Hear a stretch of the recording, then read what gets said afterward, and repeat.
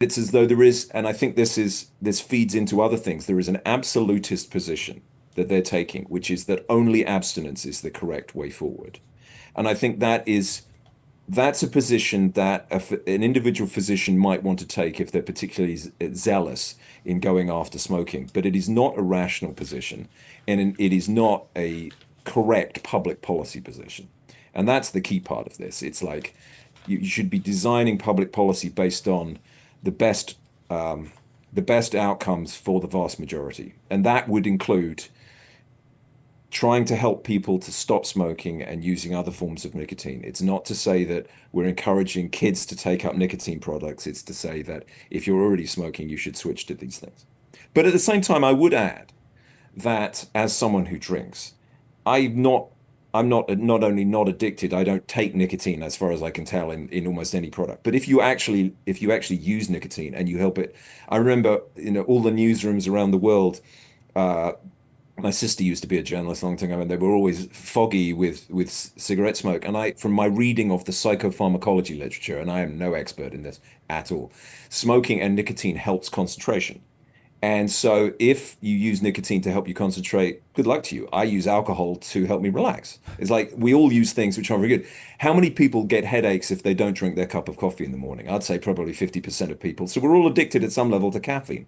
So the idea that you should do nothing that's potentially risky is crazy. We should be autonomous beings that can make our own decisions, informed decisions. So the WHO, as an information body, primarily it should be alerting people to the potential risks of vaping products, but at the same time saying they're a lot safer than cigarettes.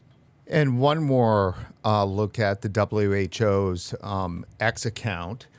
The World Health Organization posts this, and it's a question. What looks cute, smells good, but is designed to kill? A vape. I find it obviously worrying and obviously incorrect given everything else that I've said and everybody else knows.